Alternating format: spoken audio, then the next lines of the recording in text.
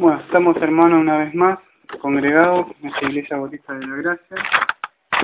Y si se acuerdan, estamos en el culto de la mañana exegético y estamos estudiando la carta de Tesalonicenses. ¿Se acuerdan segunda de Tesalonicenses? Entonces, vamos a abrir nuestras Biblias ahí. Voy a hacer un pequeño repaso, de lo que hemos visto hasta ahora. Vamos a ver en segunda de Tesalonicenses.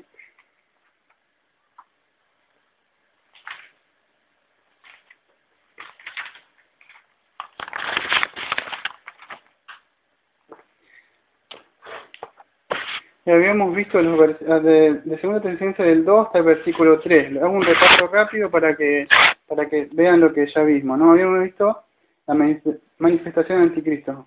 Lo toco por arriba o vuelo para que vean. Dice, por respeto a la venida de nuestro Señor Jesucristo y de nuestra reunión con Él, os instamos, hermanos, a que no dejéis perturbar fácilmente de vuestro modo de pensar, y no solamente ni por espíritu, ni por palabra, ni por epístola, del todo, como de nosotros, y el Señor en el día del Señor ha llegado. Que nadie os engañe de ninguna manera, porque no vendrá sin que antes venga la apostasía, sea manifestado el hombre de iniquidad, el hijo de la perdición. Vimos hasta ahí esos 3 versículos, ¿no? Lo repaso bien así, un poco, que no alarmé, se acuerdan que yo estaba preocupado, no sabían cuándo iba a venir la venida, la parucía del Señor. Vimos que venía la reunión con Él, habíamos visto que es epicenajo, que quiere decir una reunión con Él. Habíamos visto que esa parte no decía que había 7 años, que iba a haber una fiesta.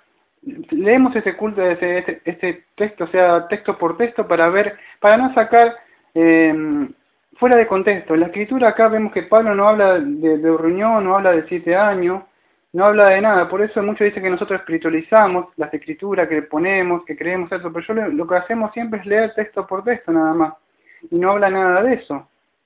Fíjese que dice que no se deje perturbar acá, que dice agitar. Habíamos visto que quiere decir troeo, quiere decir que no se dejen mover fácilmente, eso, perturbar. ¿Por qué?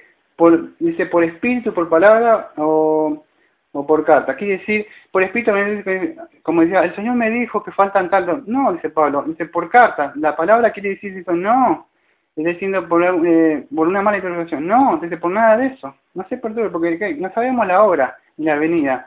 Acuerdo que estos puntos de escatología podemos llegar a disentir en muchas cosas, pero lo que es respecto a lo que es las doctrinas esenciales de la gracia no podemos estar en estas cosas. Quizá podemos disentir o decir Daniel está equivocado, en verdad está bien, puedo llegar a aceptarlo, por ahí bueno, las escrituras dicen esto, pero esto lo claro de nuevo como lo vimos en el culto al principio, ¿no?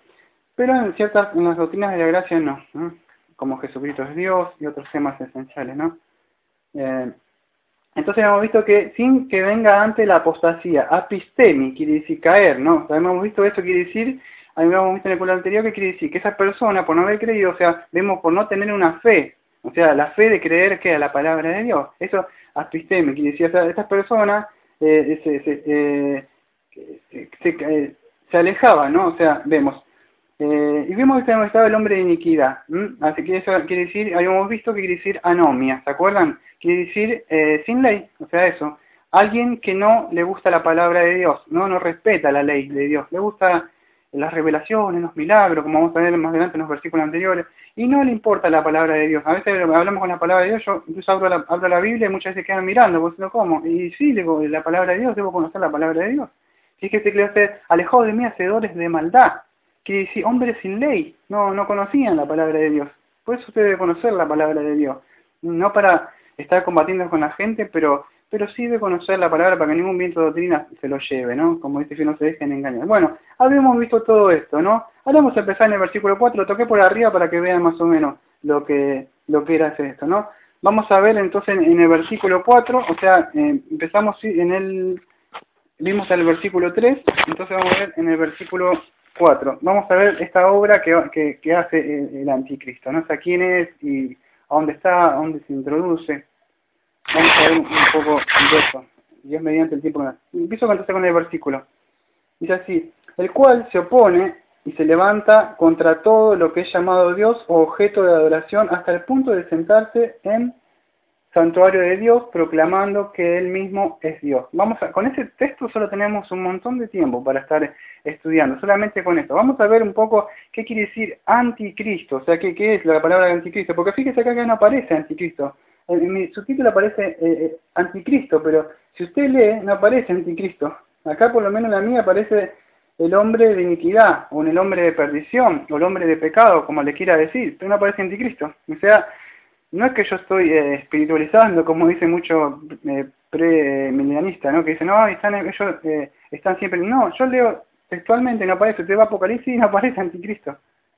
Solamente lo va a encontrar en 1 de Juan 2.18, 1 de Juan hasta el 20, y otros textos que vamos a ver, si me acuerdo, 2 de Juan también 1.7, que aparece, pero después no aparece. Léalo usted mismo. O sea, quizás haya escuchado de su pastor, haya escuchado de la iglesia, pero léalo en su Biblia, no aparece. Aparece el hombre de pecado, el hombre de iniquidad. Y no que diciendo, ay, vos te levantás contra... No, léalo usted mismo, en la palabra de Dios no aparece. Sí aparece esto que dice, el hombre de iniquidad, el hombre de pecado. Bueno, el cual se opone, dice a, quiere decir a, anti, que hay menos, quiere decir oponer. ¿Por qué le ponemos? Porque quiere decir, oposición quiere decir aeon, quiere decir, está relacionado esto con, tiene la idea de una reunión o un lugar de reunión, donde se va a reunir.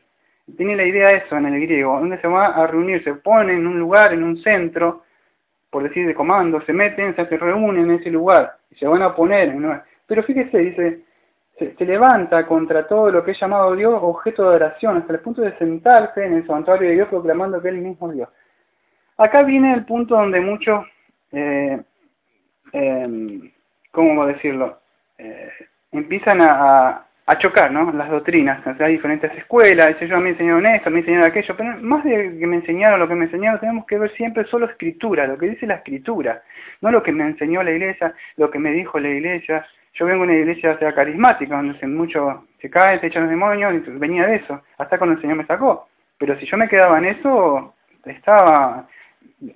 iba en camino a perdición, ¿no? Entonces tenemos que ver lo que dice la palabra de Dios. Fíjese que anticristo, o sea, si usted busca, tiene un diccionario bíblico, puede encontrar que quiere decir eso. El anticristo va a encontrar que significar que tanto como en contra de Cristo o en lugar de Cristo. En contra o en lugar de Cristo. También puede quizás combinar estas palabras, estas dos, y puede decir uno que asume el papel de Cristo o uno que se opone a Cristo. Esto ya está operando. Ahora ya vamos a ver, no es que va a venir, ya está operando. Usted lo vamos a ver en 1 de Juan, que ese misterio de iniquidad ya estaba. Y vemos que Pablo mismo, vamos a ver que Pablo mismo dice, el cual, dice, cuando se quite del medio lo que lo está frenando. O sea, si lo está frenando está hablando que ya está.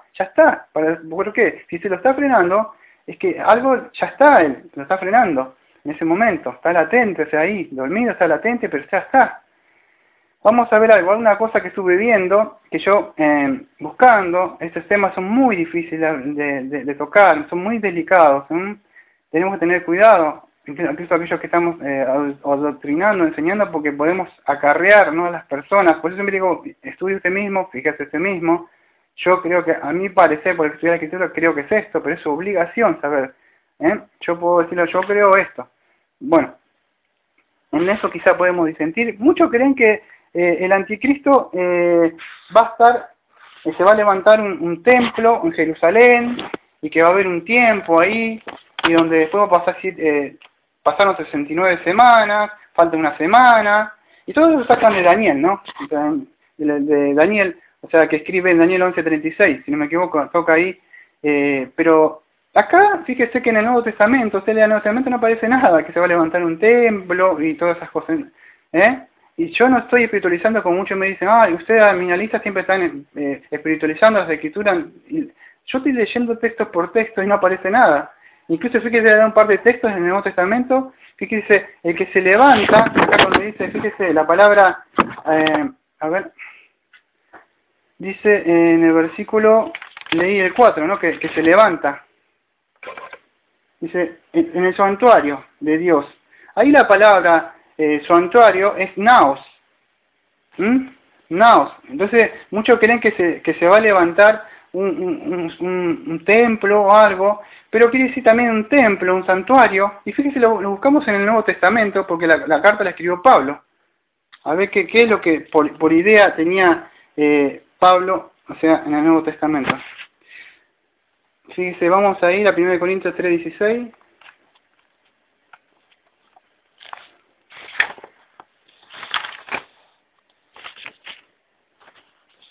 1 Corintios 3, versículo, dice así, 16. ¿No sabéis que sois santuario de Dios y el Espíritu de Dios mora en vosotros? ¿Ves? Acá Pablo está hablando que nosotros somos el santuario, somos un templo viviente. No está hablando de que una iglesia de Jerusalén que se va a levantar, ahí se va a construir, entonces recién el hijo de perdición van a ir, los va a engañar a todos los judíos. No habla nada de eso las escrituras, por lo menos en el Nuevo Testamento. Y eso es un solo texto. Se puede ir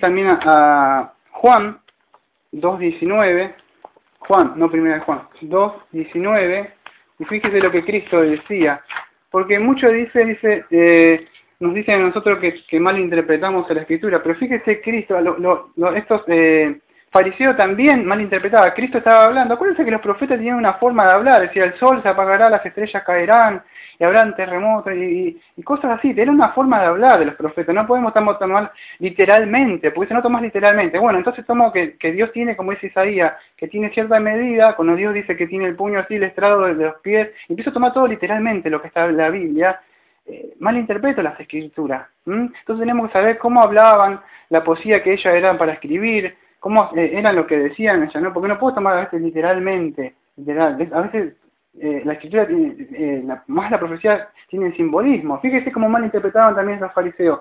Primero dije en Juan 2:19, dice así: respondió Jesús y le dijo, destruí este santuario, o sea el templo, estamos viendo, y en 3 días lo levantaré. Y fíjese ellos, tomando literalmente, como hacen los pre-milianistas, tomaron literalmente, y fíjese que lo pasó. Entonces dijeron los judíos, durante 46 años fue edificado este santuario y tú lo levantarás en 3 días. Dice, más él hablaba del santuario de su cuerpo. ¿Ves? ¿Ves lo que pasa a veces cuando tomamos literalmente lo que sucede? Entonces acá en 2 Tesalonicenses, cuando dice que él se sentará en el templo, no está hablando de un templo. Acuérdense que Dios no habita en un templo hecho por manos de hombres.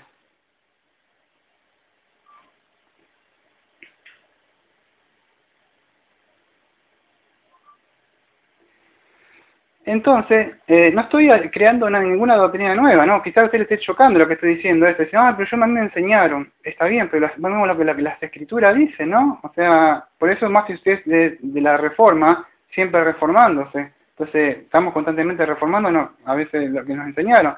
Entonces, no está hablando de un templo, Jerusalén. Vimos que la primera parte, Pablo está hablando que nosotros somos el templo. ¿Dónde habita el Espíritu Santo? En el templo. Nosotros somos un templo viviente. En la otra parte, vimos que cuando Cristo dice, destruyan este templo, que ellos dijeron, ellos querían literalmente, si tomamos literalmente la Escritura, entonces ellos pensaban que era el santuario, el templo que estaba ahí, ¿no? ¿Y Cristo de qué le está hablando? Del templo de él. ¿Por qué? Porque el templo de él iba a ser destruido, o sea, él iba a ser crucificado. Con eso en 3 días lo levantaré, ¿qué quiere decir? Que al tercer día él se le iba a levantar, iba a resucitar. ¿Ve cómo estaba hablando el profeta? Pero ellos no entendían. Ese es el problema cuando nosotros nos encerramos y queremos leer algo literalmente como está escrito ahí. Pero acuérdese, en 1 Corintios 2:14, que el hombre que no ha sido regenerado no entiende estas cosas. El hombre espiritual que puede entender, lee las escrituras por medio del Espíritu Santo, ¿no? Así que yo lo único que estoy haciendo, estoy leyendo literalmente. Porque a veces mucho, estás confundido. No, yo vengo leyendo texto por texto, lo que viene diciendo, y no estoy haciendo nada más que eso. Fíjese otro texto más para que tenga idea de lo que es el templo. Se va a Efesios 2:21. Como decía un hermano, ¿no? Decía, si se quiere enójese con las escrituras, decía, porque nosotros solamente leemos lo que está en la escritura. Por ahí es chocante porque dice, a mí me enseñó el pastor que tiene 30 años, 20 años, pero las escrituras dicen otra cosa. Los fariseos, ¿cuántos años tenían? Efesios 2, versículo 21, dice así. Fíjese, voy a leer del 20, pero el 21, el que quería leer yo. El 20 dice así: edificado sobre el fundamento de los apóstoles y profetas, siendo la piedra angular el mismo Cristo Jesús. Y el 21 que iba a leer es esto: en quien bien trabado todo edificio, está hablando de la iglesia, crece hasta llegar a ser un templo santo en el Señor. ¿Ves? Ahí está asociando la iglesia con un templo santo. La iglesia, o sea, fue un templo santo. Y la iglesia dice, bueno, va a decir, son los ladrillos. No, no, de ninguna manera. La iglesia la forman los santos. Nosotros las conformamos la iglesia, no un templo levantado grande con plataforma y pantalla atrás y sillas de butacas rojas y alfombras y todo como un show. No forma eso. La iglesia son los santos, aquellos que han nacido de nuevo, que han sido regenerados por el medio de la palabra de Dios, como dice 1 Pedro 1:23, eso la forman. Y es ahí donde el anticristo va a entrar. No que hay un templo que se va a construir, y todo, porque todo tiene mirada, vamos a mirar a ver cuándo se va a levantar el templo en Jerusalén, tiene las miradas así, están mirando, a ver, ¿viste? Mira, están atacando Jerusalén, ya es la hora, sí, ya es la hora, sí, y lo tiene engañado así el enemigo. Están mirando a ver qué sucede en Jerusalén, cuando él se está riendo, y él donde está, dice, él va a entrar en la iglesia, y dice, no, es mentira. Bueno, me gustaría que muchos, aquellos que tienen la oportunidad de estudiar, o tienen un libro o algo, estudiar la historia de la iglesia, incluso fíjese al principio, ya en la iglesia primitiva, cuando Cristo, todo esto viene de una mala interpretación de cuando tengamos más tiempo lo vamos a estudiar, de una escatología de la mala interpretación de Mateo 24, donde Cristo, los apóstoles hacen una pregunta, los apóstoles hacen dos preguntas, y Cristo contesta hasta el versículo 35 la primera pregunta y el versículo 36 la segunda pregunta, y de ahí es donde vienen todo, que nació todas estas palabras que no están en la Biblia, que es amilanista, premilanista y todo eso, ¿no? Que se dividió en las escuelas, yo creo esto, yo creo aquello. Por eso siempre digo, esto podemos disentir o no, pero en las doctrinas esenciales de Cristo no podemos doblarnos. Tenemos que estar firmes y parados, inamovibles. En esto no me puedo equivocar o no, yo creo firmemente, de verdad, en esto que estoy creyendo. No creo que va a 7 años, que va a haber allá, creo que ya el espíritu del anticristo ya está, y lo voy a comprobar por medio de las escrituras, por medio de la iglesia. Fíjese, con este espíritu empezó a moverse, Cristo dijo que le iban a perseguir, a ellos murieron a espada, Santiago murió, la cabeza de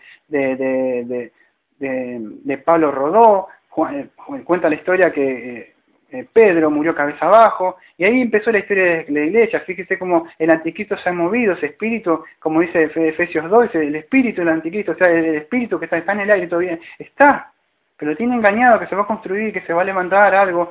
Y fíjese como muchos con ese espíritu ha estado siempre dentro de la iglesia. En Martín Lutero, que combatió contra ese espíritu del anticristo, trayendo doctrina. Fíjese que mismo Pablo le dice, no se dejen engañar. ¿Por qué? Porque ese espíritu tiene el espíritu de engañar dentro de la iglesia, se mete dentro de la iglesia, se ha metido, hace años se ha metido. No es que ahora es, esos espíritus que están haciendo fuera del demonio. Ya está hace rato que se ha introducido. Si usted se va, ahora vamos a ver, fíjate, me voy a ir si me da un momento, me voy a Segunda de Juan, para que lo vean, porque me dicen que Daniel está mal identificando. No, vamos a ir a las escrituras de nuevo, una vez más, las escrituras.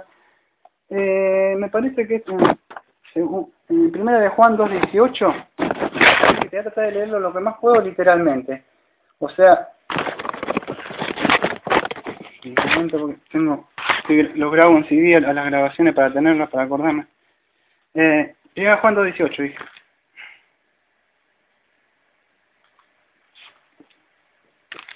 Primera de Juan 2:18, dice así: hijito, esta es la hora postrera, y así como oíste que el anticristo viene, así han surgido muchos anticristos, por lo cual sabemos que es la hora postrera. Salieron de nosotros, pero no eran de nosotros, porque si hubieran sido de los nuestros, hubieran permanecido con nosotros, pero salieron para que fueran manifestados que no todos son los nuestros. ¿Ves? Ya estaba. Ese espíritu ya estaba, ¿no? Que decía, se va a levantar, va a estar. Ese espíritu, el espíritu, ya estaba, dice, se han levantado, ya se había levantado ese espíritu en ese tiempo. Voy a leer un apunte, mire que tengo, ustedes lo pueden conseguir, aquellos que quieran, lo pueden encontrar en un comentario de Moody, el de Moody, en Primera de Juan 2:18, en adelante, lo voy a tratar de leer lo más textualmente para que vea que no soy el único. O sea, fíjese, dice así, versículo 18, anticristo, o anticristo, como vimos anterior, que dice en el griego, ¿no? Fíjese, Juan emplea este término, aquí está el versículo 22, fíjese, en el 4.3.2, segunda de Juan, que le dije, segunda de Juan 1, versículo 7, fíjese, este versículo solo Juan afirma la presencia de muchos anticristos en su propio día, y prevé la venida del anticristo en el día futuro tal como lo describe en Apocalipsis 13 del 1 al 10. Bueno, anti significa opuesto, esto ya lo hemos visto, ¿se acuerda? Anticristo. Así que un anticristo es como que se opone a Cristo, bajo la apariencia de Cristo. Poseen fuerzas satánicas, sobrehumanas, pueden formar parte de la asamblea cristiana en el exterior y enseñan falsas doctrinas. La presencia de anticristo en el mundo demuestra que es una última hora, como ya la vimos en el tiempo de Juan, y han estado presentes en toda la historia de la iglesia. ¿Ven? Ya estaba presente en el tiempo de Juan y en toda la iglesia, en todo el tiempo de la iglesia. La última hora, esta palabra, ¿ve? La última hora, o el último tiempo debe ser todo el periodo entre la primera y la segunda venida de Cristo. Acá donde muchos hermanos empezamos no a pelear, pero a disentir, yo creo esto, yo creo aquello, y bueno, está bien. Yo creo que sea la venida esta, por lo menos yo creo que es entre la primera venida de Cristo y la segunda venida de Cristo, es el proceso donde el anticristo ya está obrando. Fíjese, lea muchos hermanos de la sana doctrina que han estado como el anticristo siempre, que se ha levantado un hermano a enseñar la verdadera doctrina, muchos se levantan, no, así no es. Fíjese John Hus, fíjese cuando John Bunyan, ¿cuántos años tuvo? Tengo entre 12 o 13 años encerrado en la cárcel. Y fíjese que ese espíritu de anticristo siempre, John Hus, si no me equivoco, también fue quemado. Él decía, si ustedes me demuestran por las escrituras, yo estoy pronto a cambiar. Antes que Martín Lutero surgiera, en los primeros reformadores, siempre que se va a levantar un hermano a querer predicar, siempre van a haber un espíritu de anticristo que está en la iglesia que se va a querer levantar. Ese espíritu ya está vigente, está latente. No es que pasa que acá el problema es que cuando Pablo dice está hablando de una persona, como vimos en la clase anterior, vimos que hablaba de una persona, dice el hombre de iniquidad. Ahí viene el problema, hermano, como dice el hombre de iniquidad, está hablando de un individuo. Yo toda esta semana me procuré, estudié, incluso me aparté, mi señora creo que me aparté mucho porque era un tema muy muy difícil. Y yo digo, el hombre que habla de un individuo, pero Pablo en otras epístolas, si usted las lee, fíjese que Pablo mismo habla de un individuo, cuando le dice que a Pablo le dice que le dice que él es un hombre de Dios, a Timoteo, pero está hablando de un individuo, pero todos somos hombres de Dios. O sea, cuando dice los frutos del Espíritu, no está hablando de una sola persona. Cuando dice los frutos del Espíritu, está hablando de todos los hermanos. Entonces, escúchese, esta es a mí entender. Entonces, con ese el hombre de perdición, o sea, también, el hombre de perdición, fíjese también, no me acuerdo si en Juan 17:12, también que le dice, Cristo le dice el hombre también a quién, a Judas, fue el hombre de perdición. Me parece que lo nombra en la oración sacerdotal. Y ahí también. Pero ese espíritu que estuvo en Judas ha estado siempre, ha estado en Herodes, ha estado en todos lados, ha estado en la antigüedad, en Éxodo, en el rey, o sea, ¿se acuerda cuando estaba Moisés? Y todo ese espíritu siempre se ha movido. Este espíritu viene, para que usted tenga una idea, este espíritu viene ya de Génesis, de Génesis 3:15, donde hay una simiente, hay dos simientes, está la simiente, o sea, de Dios, y está la simiente de Satanás. Ese espíritu que quiere constantemente buscar y destruir a los hijos de Dios, ya está, siempre va a estar persiguiéndolos a los hijos de Dios, pero ya está vigente, ese espíritu está. Usted antes de venir a Cristo, o sea, no, yo tenía ese espíritu, porque usted estaba en contra de Cristo. Usted era un opositor, usted era un enemigo, hasta cuando Cristo lo reconcilia con él y viene a la familia de Dios. Pero usted era un enemigo, pero Dios los amó, ese Romano 8:5, y lo trajo. Pero usted era un opositor, un enemigo, usted era un anticristo. Era un anticristo, aunque no lo crea. ¿Por qué? Porque estaba en contra de Cristo. ¿Ve? Pero a veces somos que se va a levantar del templo y todas esas cosas y lo empieza a engañar y así. Y no se predica de estas cosas, ¿no? Yo sé que son temas profundos, son un poco difíciles de entender, pero estas cosas nosotros nos debemos preocupar por... A mí me tocó porque te vengo estudiando esta carta, pero si no yo mucho me la tocaría. Pero es mi deber enseñar toda la enseñanza que está en la palabra de Dios. Fíjese en Hechos 1:6-8, que lo que decía Pablo, en Hechos 6, 1-8, que los apóstoles estaban esto mucho le gusta estos temas, ¿no? Me gusta estos temas, pero fíjese en Hechos 1:08, dice así, y así pues lo que se habían reunido, Hechos 1, del versículo 6 al 8. Dice así: así pues los que se habían reunido le preguntaban diciendo, escuchen, ellos querían saber de escatología, fíjese, Señor, ¿restaurarás el reino de Israel en este tiempo? Y fíjese lo que dijo Cristo. Dice así: y les dijo, no os toca a vosotros saber los tiempos o las épocas que el Padre puso en su propia potestad, pero recibiréis poder cuando venga sobre vosotros el Espíritu Santo y me seréis testigos, no solo en Jerusalén, sino en toda Judea, Samaria y hasta lo último de la tierra. ¿Qué quiere Cristo de nosotros? Que estamos todos, no, la escatología